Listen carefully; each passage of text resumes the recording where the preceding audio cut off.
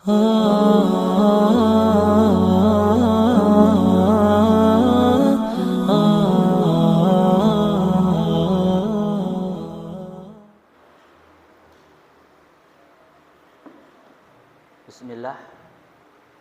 Assalamualaikum warahmatullahi wabarakatuh.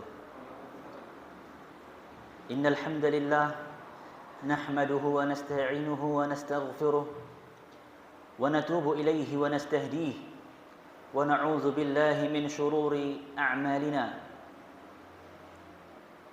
Man yahdihillahu fala mudilla lahu wa man yudlil فلا هادي له أشهد أن لا إله إلا الله وحده لا شريك له وأشهد أن نبينا محمدا عبده ورسوله صلوات الله وسلامه عليه وعلى آله وصحبه وسلم تسليما كثيرا.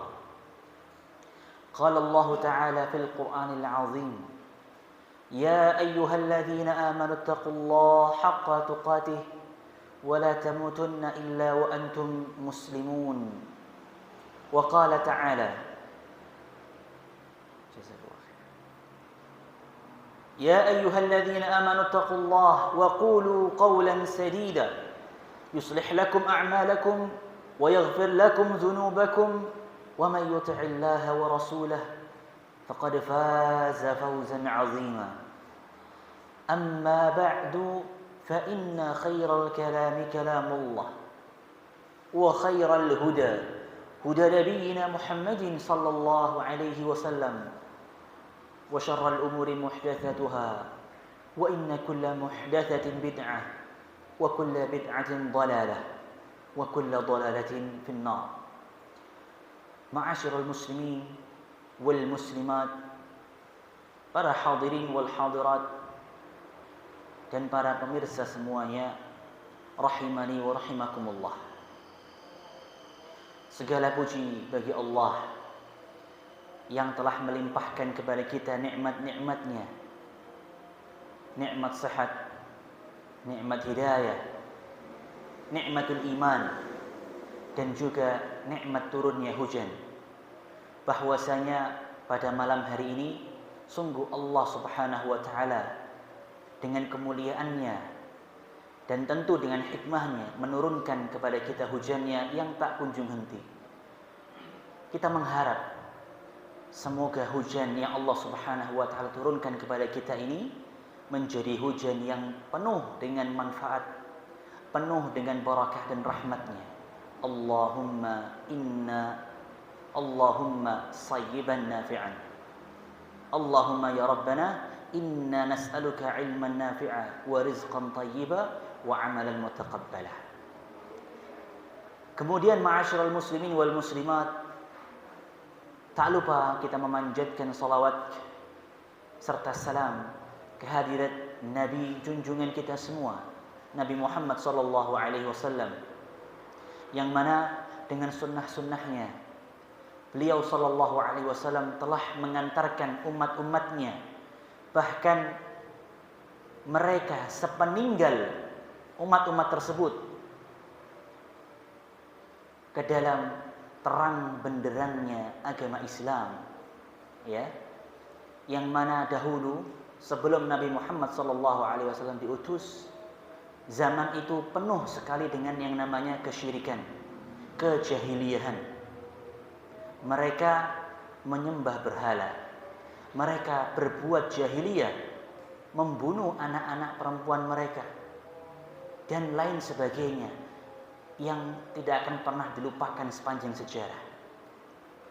Maka dengan diutusnya Nabi kita Muhammad SAW dengan membawa wahyu Al-Quran serta sunnah-sunnah beliau, sehingga kita tahu kita bisa menjadi umat-umatnya yang lebih baik, menjadi hamba-hamba Allah Subhanahu wa taala yang muttaqi. Semoga Allah senantiasa menjadikan kita hamba-hambanya istiqamah di jalannya, serta istiqamah pula mengerjakan segala yang Allah Subhanahu wa taala perintah dan menjauhi segala yang Allah Subhanahu wa taala larang dan membencinya. Ma'asyiral muslimin wal muslimat rahimani wa rahimakumullah.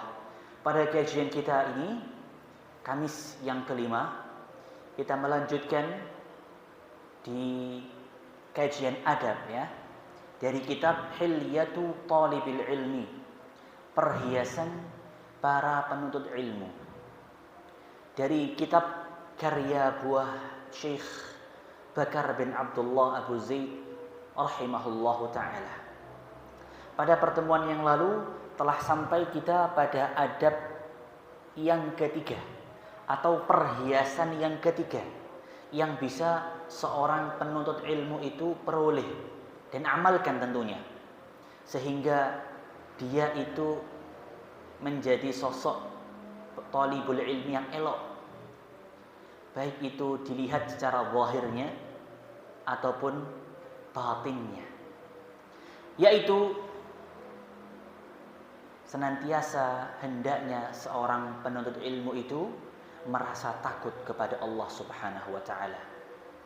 Mulazamatu khasyatillahi ta'ala. Ini sudah kita selesaikan pada pertemuan yang sebelumnya.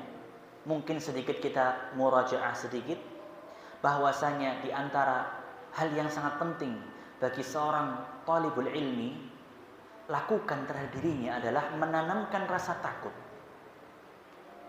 Rasa takut kepada Allah Subhanahu wa taala.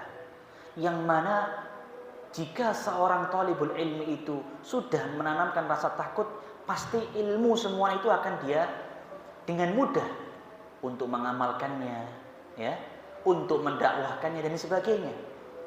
Karena Allah Subhanahu wa taala menyebutkan sendiri di dalam Al-Qur'an, di dalam surah Fatir ayat ke-27, sesungguhnya hamba-hamba Allah yang takut, ya, yang takut kepada Allah Subhanahu wa taala adalah al-ulama, orang-orang yang berilmu, ya. Jadi mereka para thalibul ilmi, orang-orang yang berilmu itu disebut oleh Allah dengan sifat khusus. Mereka takut kepada Allah. Kalau mereka tidak punya rasa takut kepada Allah dengan meninggalkan ilmu yang sudah ia tahu, terlebih dari itu ia mengingkari, ya, mengerjakan sebaliknya, maka sungguh tidaklah pantas dia disebut sebagai orang yang berilmu. Karena Allah sendiri menyebutkan sifat khusus mereka itu adalah yakhshallah. Innama yakhshallaha min ibadihil ulama. Adalah orang-orang yang berilmu, orang-orang yang memiliki ilmu. Yakni hendaknya para thalibul ilm, marilah kita tanamkan rasa takut kita kepada Allah Subhanahu wa taala. Dan sungguh dengan rasa takut ini, ya, ma'asyiral muslimin wal muslimat, kita akan semakin mudah, ya, untuk mengamalkan ilmu. Dan jika ilmu sudah diamalkan, maka insyaallah Allah akan tambahkan ilmu-ilmu yang lain, sebagaimana dalam sabdanya di dalam surah Muhammad ayat ke-17. Walladzina ihtadaw zadahum huda. Mereka orang-orang yang telah diberi petunjuk, ya, yang mengamalkan ilmunya, zadahum huda, Allah akan tambahkan bagi mereka petunjuk yang lain. Maka mereka akan mendapatkan ilmu lagi, ya. Tentunya dengan apa tadi caranya? Menanamkan rasa takut. Karena seorang yang tahu kemudian mengerti ilmunya dan dia menanamkan rasa takut dalam dirinya, pastilah mau tidak mau dia harus mengamalkan. Dia harus menjaga hal ini karena tanggung jawabnya adalah kepada Allah Subhanahu wa taala. Dan sungguh jika seorang yang tidak memiliki rasa takut terhadap ilmu, terhadap Allah Subhanahu wa taala, atas ilmu yang ia miliki, ia bermudah-mudahan dengan ilmu tersebut Allah akan jadikan ia lupa. Allah akan menjadikannya seakan-akan tidak pernah tahu. Atau mungkin dia tahu tapi dia nggak bisa sama sekali mengerjakan hal tersebut. Dan ini sebagaimana yang Allah Subhanahu wa taala lakukan kepada orang-orang Yahudi. Allah Subhanahu wa taala berfirman di dalam surah Al-Maidah ayat ke-13. Fabima naqdihim mitsaqahum la'annahum wa ja'alna qulubahum qasiyah yuharrifuna al-kalima 'an mawadhi'ihi wa nasu hazzan mimma dzukiru bih. Dan dengan mereka telah memutus ya perjanjian dengan Allah, mereka mengingkari janjinya kepada Allah Subhanahu wa taala, orang-orang Yahudi. La'annahum, kami laknat mereka. Wa ja'alna qulubahum qasiyah, kami jadikan hati-hati mereka itu keras membatu. Apa yang mereka perbuat? Yuharrifunal kalima an mawadhi'ihi. Sungguh mereka itu mengingkari janjinya kepada Allah. Sungguh mereka telah merubah-rubah ayat-ayat yang telah diturunkan kepada mereka dari tempat yang seharusnya, menghalalkan yang haram, mengharamkan yang halal. Itulah mereka orang Yahudi dahulu. Wa nasu hazzam mimma dzukiru bih, sehingga mereka lupa. Allah jadikan lupa atas apa yang telah mereka diturunkan, atas ilmu yang telah Allah berikan kepada mereka. Ma'asyiral muslimin wal muslimat, begitulah mengerikannya keadaan seorang yang dengan ilmunya ia justru malah mengingkarinya. Ya. Maka dari itu, cara agar kita bisa terus berpegang dengan ilmu tadi, menanamkan rasa takut kepada Allah Subhanahu wa taala. Itu merupakan adab yang ketiga. Sekarang kita masuk pada adab yang keempat. Berkata Syekh rahimahullahu taala bahwasanya adab yang keempat adalah dawamul muraqabati. Senantiasa merasa diawasi. Untuk yang nomor 4 ini adalah buah dari ketika seorang itu menanamkan adab yang ketiga. Seorang talibul ilmi jika sudah menanamkan rasa takut kepada Allah, pastilah ia akan merasa apa? Diawasi. Ini sangat penting juga menjadi sebuah adab bagi seorang penuntut ilmu. Ketika seorang itu merasa diawasi, maka ia akan senantiasa berusaha yang terbaik. Sebagaimana anak-anak itu, kalau sholat mereka sudah tahu, diajarkan bagaimana gerakannya dari takbiratul ihram sampai dengan salam.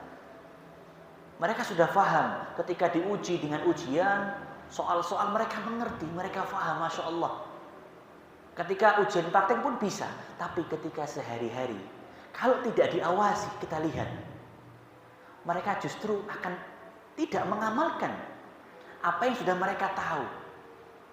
Penting ya, kita merasa untuk diawasi itu.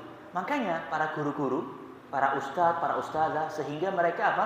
Mengawasi ketika sholat-sholatnya anak-anak. Dengan tujuan mereka itu ditanamkan sejak kecil, bahwasanya ibadah mereka itu diawasi. Ya, jadi mereka berusaha memperbagus ibadahnya. Mungkin pada awalnya ya karena takut dimarahi ya, tapi nanti seterusnya ditanamkan bahwasanya Allah yang akan terus mengawasi kamu nak. Ya, sehingga kita akan terus berusaha lebih baik dan seterusnya. Karena Allah melihat kita, Allah mendengar kita. Senantiasa merasa diawasi oleh Allah Subhanahu wa ta'ala.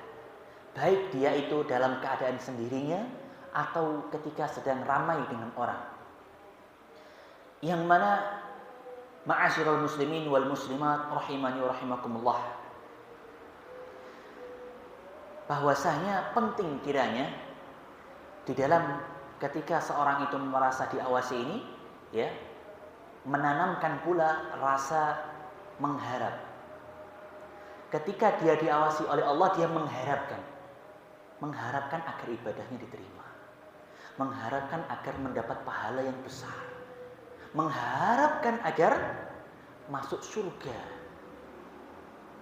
Kemudian di antaranya pula ketika diawasi oleh Allah Subhanahu wa taala, bahwasanya dia merasa takut agar ibadahnya, takut apabila ibadahnya tidak diterima, takut jika ia tidak mengerjakan nantinya ia masuk neraka. Wal'iyadzubillah. Jadi ketika ia menanamkan bahwasanya dirinya senantiasa diawasi oleh Allah Subhanahu wa taala, begitupun juga ia mengharap dan dia juga takut. Ya. Sebagaimana dijelaskan di sini bahwasanya Al-Imam Ahmad rahimahullahu ta'ala pernah berkata, yanbaghi an yakuna khawfuhu wa raja'uhu wahidan, fa ayyuhuma ghalabah halaka sahibuhu. Seyogyanya, sebaiknya bagi seseorang itu bahwasanya rasa takut ia dan rasa harapnya ia itu berjalan berdampingan menjadi satu. Ya. Fa ayyuhuma ghalaba, jika ada salah satu yang mengalahkan yang lainnya, dia ketika ibadah itu hanya mengharap tanpa rasa takut sama sekali. Atau dia ibadah hanya karena takut tanpa mengharap sama sekali, maka akan celaka orangnya. Halaka sahibuhu, maka akan celaka seorang tersebut. Ketika seorang yang ibadah karena rasa takut saja, ia tidak pernah mengharapkan surga, ya, tidak pernah mengharapkan agar ibadahnya diberi pahala yang sebesar-besarnya dan sebagainya, maka dia akan terus berpikiran negatif. Jangan-jangan semuanya tidak diterima oleh Allah Subhanahu wa taala. Dan sebaliknya, jika hanya dia wis pokoke ibadah diterima, wis pokoke, tapi dia tidak pernah merasa takut dengan ibadahnya yang agak sembrono, dengan ibadahnya tidak pernah memenuhi syarat dan yang kesempurnaan lainnya. Ini juga masalah. Haruslah dua-duanya berdampingan, ya. Yang mana semua itu bersama dalam yakni merasa diawasi oleh Allah Subhanahu wa taala. Itu adalah adab yang keempat, ma'asyiral muslimin wal muslimat. Kemudian yang kelima sekarang. Berkata Syekh Bakar bin Abdullah rahimahullah, yang kelima adalah khafdul janahi wa nabzul khuyala'i wal kibriya. Seorang thalibul ilmi itu hendaknya merendahkan diri dan tidak sombong. Ini juga termasuk di antara adab yang sangat penting sekali. Bahwasanya janganlah seorang thalibul ilmi itu besar kepala. Merasa ketika dia sudah mondok, sudah berguru, pergi kuliah dan sebagainya bertahun-tahun, ya, sehingga dia sombong. Nauzubillah, tidak seperti itu thalibul ilm. Harus ia senantiasa rendah diri. Ia senantiasa tidak boleh dalam benaknya itu sombong. Dia sudah tahu, dia merasa dirinya paling berilmu, sehingga menyalah-nyalahkan, sehingga merendahkan saudara. Ini tidak benar sama sekali. Karena bisa jadi, ya, ketika seorang itu merendahkan dirinya, dia mungkin memang sudah menuntut ilmu dengan track recordnya panjang sekali. Dia SD-nya dihabiskan di ma'had, SMP-nya, SMA-nya, kemudian kuliah jurusan agama, begitu ya.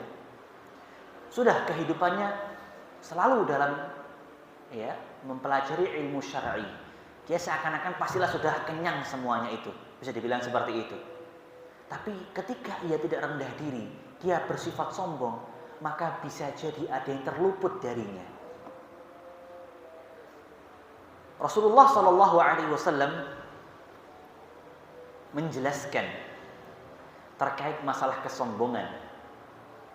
Apa itu sombong?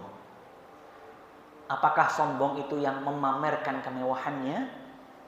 Apakah orang yang sombong itu adalah orang yang begini begitu? Rasulullah menjelaskan bahwasanya di dalam sabdanya Rasulullah sallallahu alaihi wasallam qala al-kibru batarul haqqi wa ghamtun nas. Hadis ini rawahu Muslim. Bahwasanya beliau sallallahu alaihi wasallam bersabda, sombong itu adalah menolak kebenaran dan merendahkan manusia. Batarul haqqi, menolak kebenaran, wa ghamtun nas, meremehkan, merendahkan manusia. Bahwasanya orang yang sombong ini dia itu adalah orang yang menolak kebenaran. Ketika seorang yang tadi sudah merasa sombong, sudah merasa sudah pernah belajar, sudah begini dan begitu, ketika diingatkan kepada dirinya suatu hal yang mungkin dia telah luput sebenarnya, karena dia merasa dirinya yang terbaik, ia menolak kebenaran tersebut. Ia merendahkan manusia yang memberitahunya karena dia mungkin hanya anak kecil yang masih baru belajar. Mungkin dia hanya seorang yang profesinya jauh di bawahnya. Ma'asyiral muslimin wal muslimat rahimani wa rahimakumullah. Sungguh mereka yang berbuat seperti ini justru malah sedikit demi sedikit akan merusak ilmunya. Karena dengan dia sombong tadi, dia menolak kebenaran. Dia menolak kebenaran dari orang yang lebih rendah darinya. Ya. Ia tahu itu benar, bahwasanya dalil Qur'annya, hadisnya dengan sangat tegas sekali. Tapi dia berkilat dengan ini, dengan A, dengan B, dengan C, mungkin sampai Z, ya. Karena dia merasa dia lebih baik. Dia sudah khatam semuanya. Dia sudah lebih ini dan seterusnya. Ini sedikit demi sedikit akan menghancurkan ilmunya. Tayyib. Kenapa demikian?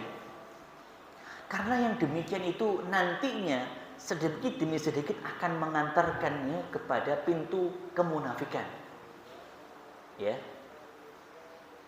Bahwasanya orang yang sombong, yang mana dia menolak kebenaran, merendahkan manusia tadi, dia tidak bersikap tawadhu, ya, maka dia nanti bisa jadi menjadi seorang yang munafik terhadap ilmunya. Dan sungguh para salafus saleh radhiyallahu anhum, ya, para sahabat, para tabi'in, para tabi'ut tabi'in, mereka menjauhi hal tersebut. Di antaranya yang bisa kita lihat dari bentuk para salafus saleh dahulu menjaga dirinya dari rasa sombong ini adalah dijelaskan oleh Syekh di sini. Ada sebuah riwayat, wa min daqiqihi ma asnadahu adz-Dzahabi fi tarjamati Amr ibn al-Aswad al-Ansi, dari sebuah riwayat yang dari jalur Al-Imam Adz-Dzahabi. Beliau mengisahkan tentang seseorang yang bernama Amr bin al-Aswad al-Ansi, yang mana ia meninggal pada masa kekhalifahan Abdul Malik bin Marwan rahimahullahu ta'ala. Annahu kana idza kharaja min al-masjid qabada bi yaminihi ala shimalihi fasu'ila an dzalika faqala makhafata an tunafiqa yadi.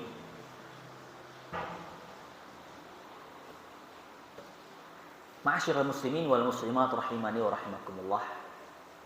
Bahwasanya Amr bin al-Aswad ini pernah suatu ketika dikisahkan beliau itu keluar dari masjid untuk kembali ke rumahnya, yang mana beliau rahimahullah ketika keluar dari masjid ini itu dalam keadaan qabadha bi yaminihi ala shimalihi. Beliau itu menggenggam tangan kirinya dengan tangan kanannya. Beliau menggenggamnya dengan genggaman yang erat sekali. Ketika ditanya, "Kenapa engkau melakukan hal itu?" Beliau berkata apa? Beliau berkata, "Makhafata an tunafiqa yadi." Aku takut jika tanganku ini nanti, ya, berbuat munafik. Berbuat yang berbeda dengan yang ada di dalam hatiku. Maksudnya bagaimana? Bahwasanya beliau rahimahullahu ta'ala dari sini sangat menjaga dirinya dari sifat yang namanya sombong tadi. Bagaimana? ia takut jika tangannya nanti bergerak-gerak, melambai-lambai, yang nanti akhirnya menunjukkan sifat-sifat kesombongan dengan berjalan yang seakan-akan menunjukkan dirinya wah. Ya. Beliau tidak mau. Jadi beliau membekap tangannya itu diam begini. Jadi diam. Dia berjalannya seakan-akan dia terlihat gimana gitu. Lebih rendah gitu kan. Membekap tangannya, menggenggam tangannya. Ini adalah di antara bentuk bagaimana para salaf itu menjaga dirinya dari sikap kesombongan. Dalam perbuatannya saja mereka itu sangat berhati-hati. Apalagi masalah lisannya ya. Itu adalah salah satu kisah bagaimana para sahabat dahulu, para salafus saleh dahulu ketika mereka menjaga dirinya dari kesombongan. Dan di antaranya pula dari Imam Ahmad rahimahullahu taala.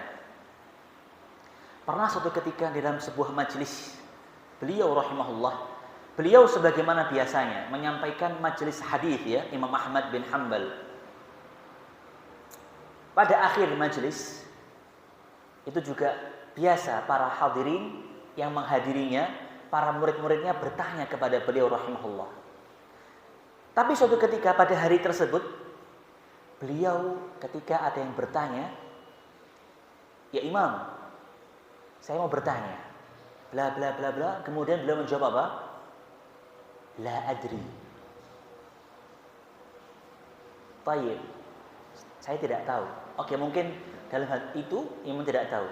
Ada lagi murid yang mengangkat tangan. Beliau rahimahullah ditanya bla bla bla bla. Dan beliau menjawab sekali lagi apa? La adri. Sampai akhir sesi pertanyaan itu pun beliau tetap menjawab apa? La adri. Selesai. Ya, selesailah majelis beliau. Kemudian para murid-muridnya beberapa mengerumuninya. Wahai Imam, kenapa engkau tidak menjawab pertanyaan tersebut? Engkau Imam. Engkau adalah seorang guru kami. Jika engkau tidak tahu, maka siapa lagi yang tahu? Apa jawaban Imam Ahmad rahimahullah ta'ala? Beliau berkata kepada murid tersebut, wahai para muridku, ta'allam la adri.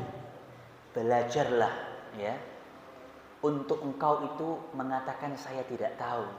Jika engkau tidak tahu, ya, beliau ingin mengajarkan kepada murid-muridnya kelak itu nanti, jangan engkau serta-merta terus menjawab yang mungkin sampai pada titik sebenarnya engkau tidak tahu, engkau jawab. Belajarlah mengucapkan saya tidak tahu. Kenapa demikian? Beliau melanjutkan, ya, karena ketika manusia bertanya kepadamu dan engkau tidak tahu, maka mereka akan mengajarimu. Ya. Sebaliknya, jika engkau terus menjawab dengan adri, saya tahu dan tahu, maka mereka semua akan bertanya sampai pada titik engkau tidak bisa menjawabnya sama sekali, menjatuhkan dirimu. Itu adalah seorang Imam Ahmad rahimahullahu ta'ala, yang mana itu juga termasuk bentuk bagaimana beliau ingin menjaga dirinya dari sifat ya besar kepala tadi, sombong, dan ingin menjauhkan hal tersebut. Dan beliau mengajarkan kepada murid-muridnya. Begitulah ma'asyiral muslimin wal muslimat rahimani wa rahimakumullah. Hendaknya kita bersikap tawadhu. Ya, lawan dari semua itu adalah tawadhu. Kita tawadhu. Kita senantiasa merendahkan diri kita, tidak merasa diri kita yang terbaik. Karena begitulah para salafus saleh dahulu. Mereka tidak merasa dirinya itu lebih baik, lebih mulia, lebih harus ditinggikan, harus dipuji, harus dimuliakan lebih ketimbang yang lainnya. Tidak. Karena sejatinya mereka sama-sama manusia. Mereka sama-sama hamba Allah yang berbuat kesalahan. Ya. Bahkan mungkin satu lagi, ini adalah bagaimana para sahabat. Insya Allah kalau tidak salah adalah Umar bin Khattab. Pernah pada masa kekhalifahan Umar bin Khattab itu, beliau ditanya oleh salah seorang rakyatnya, yang mana yang bertanya ini itu dia sudah tanya kemana-mana gitu kan. Kemudian dia akhirnya tanya juga kepada Umar bin Khattab radhiyallahu anhu. Ana lupa kalau tidak Umar bin Khattab atau Umar bin Abdul Aziz, antara dua itu.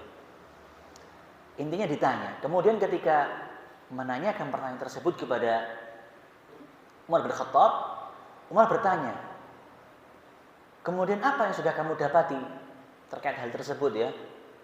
Tadi aku disampaikan bahwasanya begini. Qala Rasulullah sallallahu alaihi wasallam begini dan seterusnya.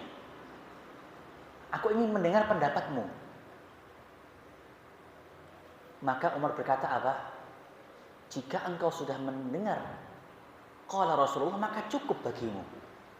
Tidak perlu lagi mendengar ucapanku. Ya. Sudah kamu mendengar qala Rasulullah, sudah. Sami'na wa ata'na. Tidak perlu engkau mendengar pendapatku lagi. Ini sudah jelas, lebih daripada jelas. Masya Allah. Itulah akhlak beliau radhiyallahu anhu. Tayyib. Itu adalah adab yang kelima, ma'asyiral muslimin wal muslimat. Kemudian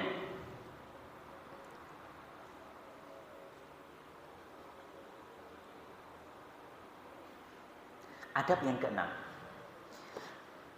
Berkata Syekh Bakar bin Abdullah Abu Zaid rahimahullah ta'ala, adab yang keenam ini adalah hendaknya seorang talibul ilmi itu memiliki sifat al-qana'atu waz-zahadatu.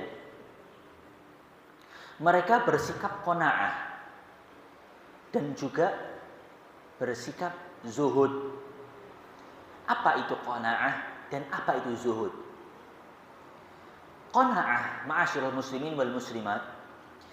Qana'ah itu adalah sebuah sikap yang mana seseorang itu mensyukuri, ia menerima segala apa-apa yang Allah Subhanahu wa taala berikan kepadanya. Ia menerima dari itu semua dengan rasa syukur, berterima kasih, tidak mengharapkan yang lainnya. Ia benar-benar menerimanya. Itulah qanaah. Ya. Dan seorang talibul ilmi haruslah qanaah. Jangan talibul ilmi itu tidak bersifat qanaah sehingga ia enggak mau mencari ilmu kalau enggak tempat majelisnya itu full AC misalkan. Kalau enggak di situ ada jajannya. Kalau enggak lantainya penuh dengan karpet. Kalau enggak ustadznya begini dan begitu. Jangan, harus qanaah. Bahkan mungkin dengan hanya beralaskan ya lantai saja, dia tetap semangat menuntut ilmu. Nanti kalau enggak qanaah, nanti para santri-santri itu repot minta-mintanya. Kamarnya itu harus seperti hotel. Subhanallah. Kasihan orang tuanya. Sebenarnya tidak mampu. Akhirnya berusaha mencari ke sini dan ke situ, bahkan mungkin sampai berhutang. Justru seorang penuntut ilmu yang seperti ini akan menjatuhkan orang tuanya, terlilit hutang untuk bisa mondok dan sebagainya. Janganlah. Pondok itu banyak, tidak harus yang wah seperti itu. Qanaah. Ya, sifat qanaah ini penting sekali. Kemudian tadi yang kedua adalah zuhud. Apa itu zuhud? Zuhud itu adalah dijelaskan di sini bahwasanya zuhud itu berkata Syekh, haqiqatu zuhdi, hakikat dari zuhud itu adalah az-zuhdu bil haram, meninggalkan keharaman, wal ibti'adu an himahu, dan zuhud itu meninggalkan apa-apa yang mengantarkan kepada keharaman. Dia tidak haram hukumnya, tapi karena itu mengantarkan kepada keharaman, dia meninggalkannya pula. Apa maksudnya? Bil kaffi 'anil mushtabihat. Dia meninggalkan hal-hal yang syubhat. Mungkin bahkan hal-hal yang sifatnya boleh. Apa hukumnya main bola? Boleh. Bukan haram, bukan juga sunnah. Tapi hukumnya apa? Boleh. Orang yang zuhud bisa jadi adalah ia juga termasuk meninggalkan hal tersebut, ya, karena dia mungkin merasa kalau dia main bola malah nanti membuat dirinya mengerjakan hal-hal yang haram. Contohnya, meskipun tidak secara mutlak. Jadi Zuhud itu tadi adalah meninggalkan perkara yang haram. Meninggalkan pula, menjauhi perkara yang mengantarkan kepada yang haram dari hal-hal yang syubhat. Dan juga wa anit tatallu'i ila ma fi aidin nas. Ia meninggalkan untuk fudul, tatallu, ingin tahu dengan apa yang dimiliki manusia. Manusia sekarang HP-nya apa sih? Dia nggak mau tahu seperti itu. Sekarang trennya apa sih? Dia tidak mau tahu hal yang seperti itu. Ya, cukup baginya berpakaian yang baik. Ya, cukup baginya memerlukan kebutuhan yang sangat ia butuhkan, sudah cukup, itulah orang zuhud. Ia, kalau kita simpulkan, meninggalkan segala sesuatu yang tidak bermanfaat bagi akhirat. Itu zuhud. Begitu, masyarul muslimin muslimat. Orang yang bersikap zuhud artinya ia meninggalkan segala yang tidak bermanfaat bagi akhiratnya. Kalau dia merasa itu bermanfaat, maka ia kerjakan untuk akhiratnya. Tapi kalau tidak, ia tinggalkan. Ia bekerja pun juga sebatas pekerjaan yang nantinya bisa bermanfaat bagi akhiratnya. Yakni diantaranya untuk mencukupi maisha. Bukan tidak bekerja. Ia punya istri, punya anak, ia bekerja. Itu kewajiban baginya. Nanti ada tanggung jawabnya di akhirat. Tapi ia bekerja cukupnya untuk menunaikan maishahnya tadi itu. Ya, yang berlebihan sampai harus kaya, sampai tidak ada sampai seperti itu. Ia sibukkan untuk hal yang lainnya, untuk beribadah, ya, untuk thalabul ilm. Itu orang yang zuhud. Bukan melarang orang untuk jadi kaya, tapi lebih kepada meninggalkan yang tidak bermanfaat bagi akhiratnya. Jika ia merasa dengan dia berdagang tersebut dia bisa lebih bermanfaat untuk akhiratnya nanti, dengan memperbanyak pintu-pintu, ya, kebaikan, tidak mengapa. Tapi jika tidak, maka ia tinggalkan. Tayyib. Wa yu'tar 'anil Imam Asy-Syafi'i. Syekh Bakar menyebutkan ada sebuah athar dari Al-Imam Asy-Syafi'i rahimahullahu taala terkait perkara zuhud ini. Lau awsa insanun li'aqalin nas. Jikalau seorang manusia itu ingin berwasiat. Ingin apa? Berwasiat. Jadi sebelum ia meninggal, ia menulis wasiat untuk anaknya, untuk keluarganya. Ketika ia menuliskan wasiat terkait untuk menemui orang yang paling berakal, untuk belajar dari orang yang paling berakal, li'aqalin nas, orang yang paling berakal, maka niscaya wasiat tersebut apa? Akan dituliskan untuk menemui orang-orang zuhud. Surifa ila zuhad. Pasti seorang bapak tersebut akan menuliskan, temuilah fulan. Beliau adalah seorang ahli zuhud. Itu kata Imam Syafi'i, ya. Orang yang paling berakal adalah orang yang zuhud. Kenapa? Karena ia berakal. Buat apa ia capek-capek mengumpulkan dunia yang nanti ia akhirnya pergunakan, atau mungkin tidak dia pergunakan semuanya. Ya toh? Dia bekerja siang dan malam, punya kekayaan sebesar gunung mungkin bahkan. Akan tetapi, kira-kira berapa persen yang bisa ia nikmati semasa hidupnya? Sekian persen. Sisanya untuk anak-anaknya. Akhirnya turun. Alaysa kadzalik? Bukankah demikian? Jadi tidaklah manusia itu bisa memaksimalkan hal tersebut. Maka jangan terlalu menjadi seorang yang gila harta. Lebih baik seorang itu berusaha menjadi lebih dekat kepada Allah Subhanahu wa taala dengan qanaah, dengan zuhud tadi. Jikalau memang dengan perdagangan tersebut ia semakin mendekatkan diri kepada Allah, ia lakukan. Jika ia tidak, maka tinggalkan. Ambil secukupnya saja. Begitulah. Kemudian dalam riwayat yang lain, wa an Muhammad bin Al-Hasan Asy-Syaibani rahimahullahu taala, pernah dikatakan kepada Al-Imam Muhammad bin Al-Hasan Asy-Syaibani, beliau ditanya, ala tusannifu kitaban fi zuhdi? Beliau adalah seorang ulama, ditanya beliau, "Wahai Imam, apakah engkau tidak menulis kitab tentang zuhud? Kitab ini sangat penting, kenapa engkau tidak menulisnya?" Beliau berkata, "Qad sannaftu kitaban fil buyu'." Aku telah menulis sebuah buku ya tentang jual beli. Kira-kira apa hubungannya jual beli dengan bab zuhud? Ma'asyiral hadirin wal hadirat. Sangat erat sekali berhubungan. Karena di dalam jual beli tersebut beliau menuliskan mana jual beli yang halal, mana jual beli yang haram, sehingga orang akan tahu. Sehingga orang akan bersikap zuhud dengan jual beli yang halal saja, ia meninggalkan hal yang haram. Sah? Nah, itu dia. Jadi beliau pun tidak kalah mengambil andil untuk menulis tentang perkara zuhud, meskipun tidak tertulis kitab zuhud begitu. Beliau menulis kitab jual beli, tapi di situ sudah mengandung perkara zuhud. Masya Allah. Jadi begitupun seorang yang mengkaji kitab jual beli, insya Allah kajian tersebut pun juga akan mendekatkan kita kepada zuhud pula insya Allah. Sehingga kita tahu mana yang halal, mana yang haram dari jual beli ini, mana yang riba, mana yang bukan riba, begitu kan? Nah, itu penting sekali. Tayyib. Begitu ma'asyiral muslimin wal muslimat.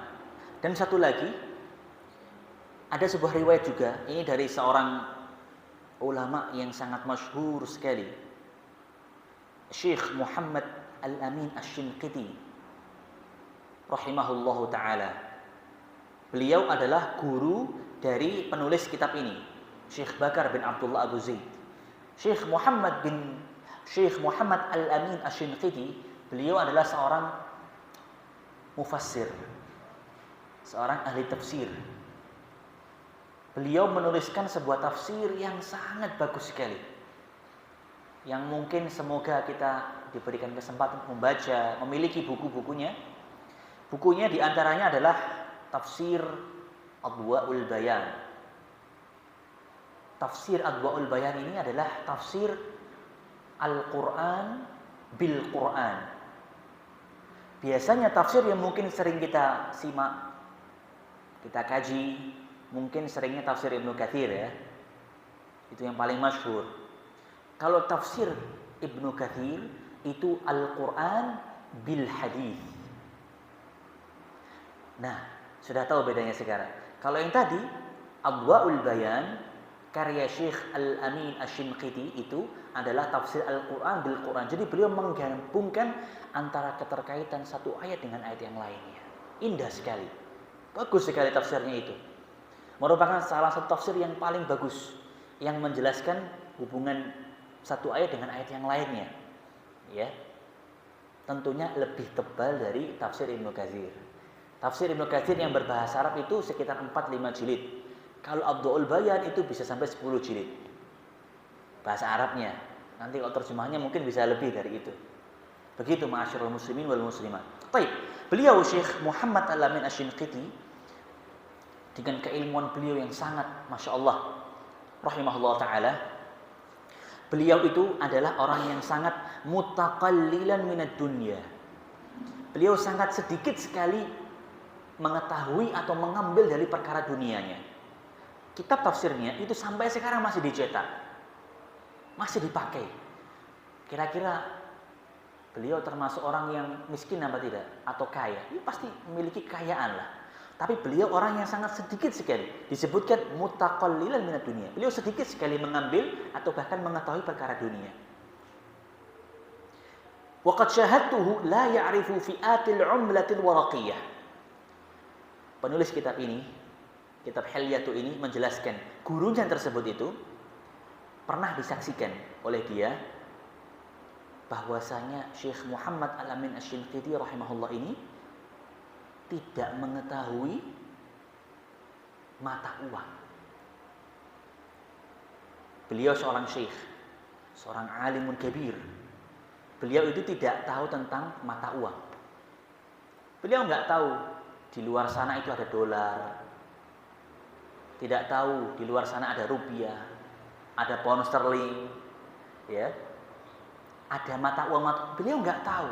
Mungkin beliau juga nggak paham di situ. Dijelaskan oleh muridnya sendiri, ya, dengan menyaksikan langsung.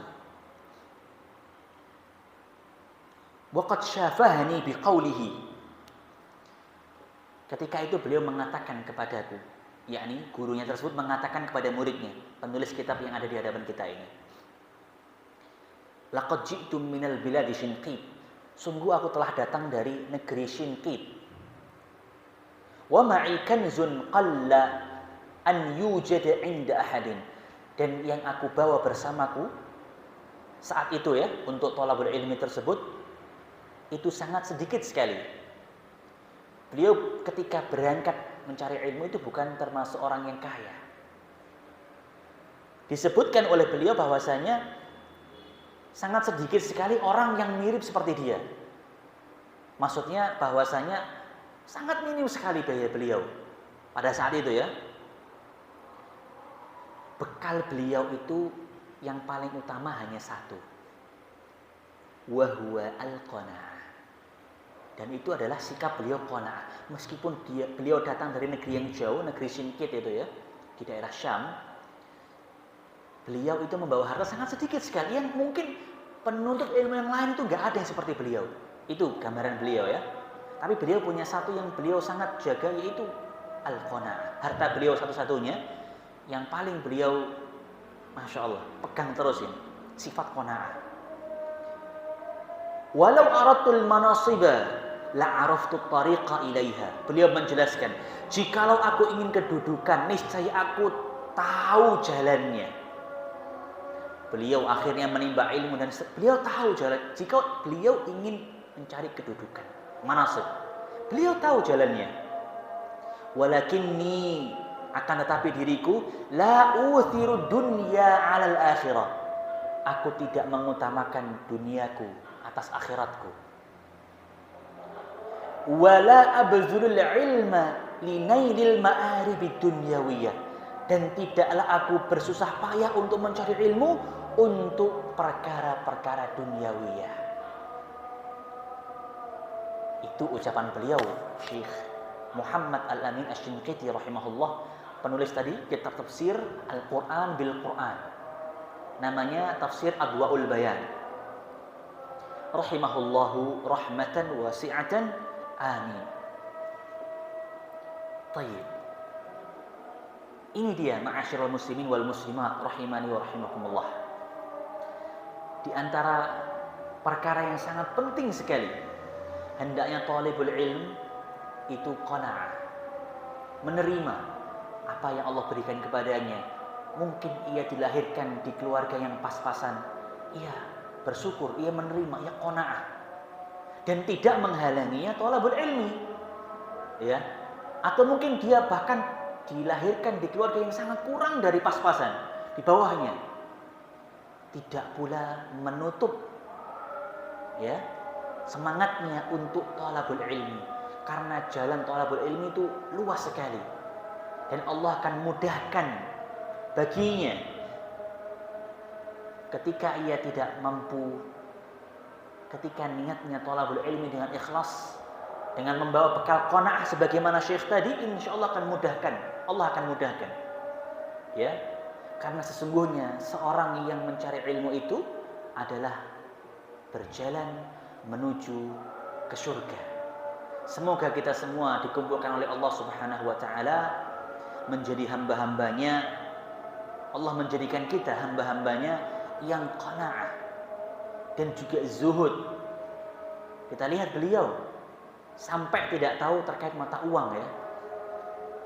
Kalau kita mungkin sekarang ya, kita mengetahui itu, bahkan termasuk pendidikan dasar kita diajarkan ya, mengenal beberapa mata uang internasional tersebut, kita diajarkan, termasuk pendidikan dasar kita. Tapi dahulu beliau sama sekali tidak tahu. Jadi beliau zuhud, itu bisa kita lihat zuhudnya beliau ya. Beliau meninggalkan yang tidak penting bagi beliau untuk perkara akhiratnya. Baik. Mungkin itu ma'asyiral muslimin wal muslimat rahimani wa rahimakumullah. Ada yang pertama tadi kita bahas, adab yang keempat, senantiasa merasa diawasi oleh Allah Subhanahu wa taala.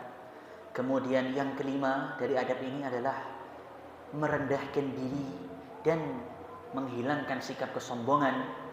Yang kelima adalah qanaah dan zuhud. Mungkin itu insya Allah di antara adab yang bisa kita kaji. Mungkin dari para hadirin ada yang ingin bertanya terkait yang sudah disampaikan.